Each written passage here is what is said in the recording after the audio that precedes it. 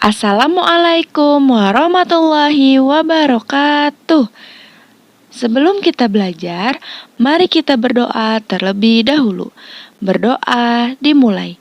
Bismillahirrahmanirrahim. Rabbi zidni ilma warzuqni fahma. Amin ya rabbal alamin. Halo Adan Teteh, apa kabarnya kalian hari ini? Semoga semuanya selalu dalam keadaan sehat walafiat dan selalu dalam lindungan Allah Subhanahu wa Ta'ala. Berjumpa kembali dengan Ibu Dinda, dan di video kali ini kita akan belajar bersama-sama di tema 6, yaitu merawat hewan dan tumbuhan, subtema 2, merawat hewan di sekitarku. Mata pelajaran PPKN, materinya tentang tata tertib. Adan Teteh, siapa di sini yang sudah tahu apa itu tata tertib? Ya, tata tertib adalah peraturan-peraturan yang harus ditaati dan dilaksanakan.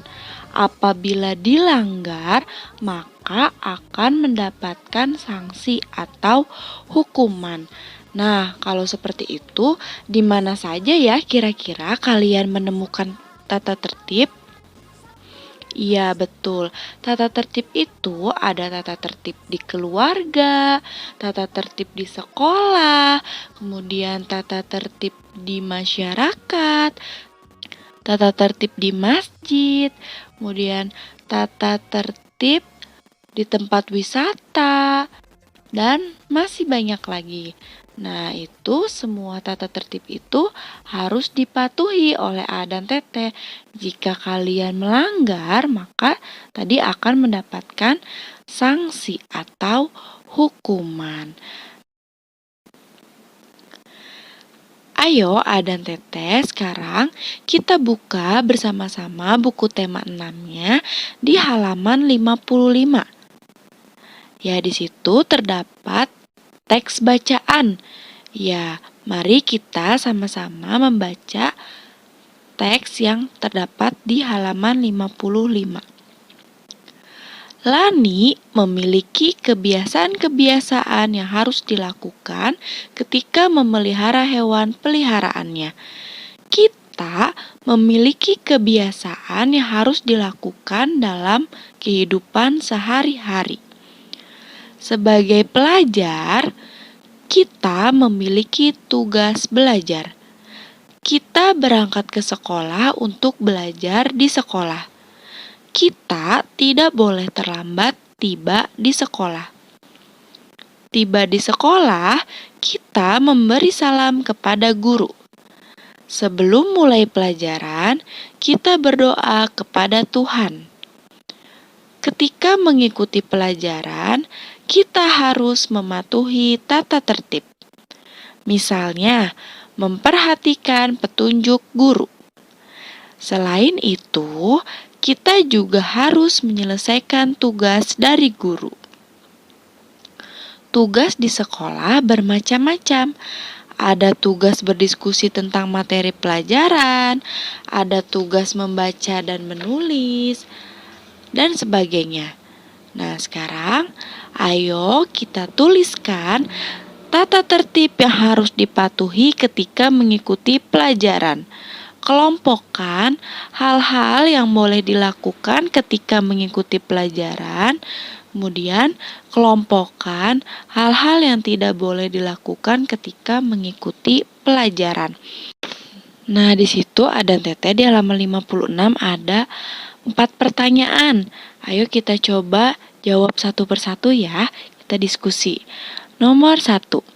Hal-hal yang boleh aku lakukan ketika mengikuti pelajaran. Kira-kira apa aja ya Adan Teteh? Tata tertib ketika mengikuti pelajaran. Ya, di antaranya yaitu yang pertama, mengerjakan tugas. Kemudian yang kedua, berdiskusi saat tugas kelompok. Yang ketiga, bertanya kepada guru jika ada yang kurang jelas. Kemudian yang keempat, menjawab pertanyaan dari guru. Kemudian soal nomor 2. Aku boleh melakukan hal-hal tersebut karena apa ya Adan Teteh? Iya, karena termasuk peraturan di sekolahku dan tidak mengganggu orang lain. Ya, jadi tata tertib yang tadi sudah disebutkan itu tidak mengganggu orang lain, tidak merugikan orang lain. Kemudian pertanyaan nomor 3 nih. Hal-hal yang tidak boleh aku lakukan ketika mengikuti pelajaran adalah yang pertama, mengganggu teman saat belajar. Nah, itu tidak boleh dilakukan ya, Adan Teteh. Kemudian yang kedua, menyontek saat ulangan. Itu juga tidak boleh dilakukan. Yang ketiga, bertengkar dengan teman. Ya, tidak boleh. Yang harus dilakukan itu adalah harus bersahabat, tidak boleh bertengkar. Kemudian yang keempat, tidak mengerjakan tugas. Nah, ini juga termasuk hal yang tidak boleh dilakukan ketika mengikuti pelajaran. Begitupun A dan Teteh ketika mengikuti pelajaran di rumah, A dan Teteh tetap harus mengerjakan tugasnya. Kalau tidak mengerjakan tugas, maka akan mendapatkan sanksi atau hukuman, yaitu A dan Teteh tidak mendapatkan nilai dari Ibu Dinda ataupun dari Pak Rizky. Nah, kalau A dan Teteh tidak mendapatkan nilai, nanti di rapotnya kosong nilainya atau tidak terisi, maka tidak akan naik kelas. Nah, itu merupakan salah satu sanksi apabila A dan Teteh tidak mengerjakan tugas di rumah. Jadi tetap semangat ya A dan Teteh untuk menyelesaikan tugas-tugas di rumahnya. Apabila ada yang tidak dimengerti tadi, yaitu bertanya kepada ibu dan bapak gurunya. Kemudian pertanyaan yang keempat, aku tidak boleh melakukan hal itu karena melanggar peraturan serta merugikan diri sendiri dan orang lain.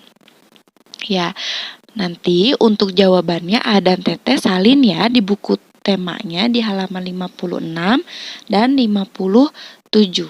Jawabannya boleh sama dengan Bu Dinda, boleh juga A dan Teteh menambahkan yang lainnya, aturan, tata tertib, ataupun hal-hal yang tidak boleh dilakukan ketika mengikuti pelajaran. Alhamdulillahirrabbilalamin, pembelajaran telah selesai. A dan Teteh di rumah harus tetap semangat dan tidak lupa untuk melaksanakan sholat 5 waktu, hafalan surat-surat pendek, dan juga membantu kedua orang tua kalian di rumah. Sekian dari Ibu Dinda. Ibu Dinda mohon maaf apabila ada kesalahan dan kekurangan. Wabillahi taufiq wal hidayah. Wassalamualaikum warahmatullahi wabarakatuh.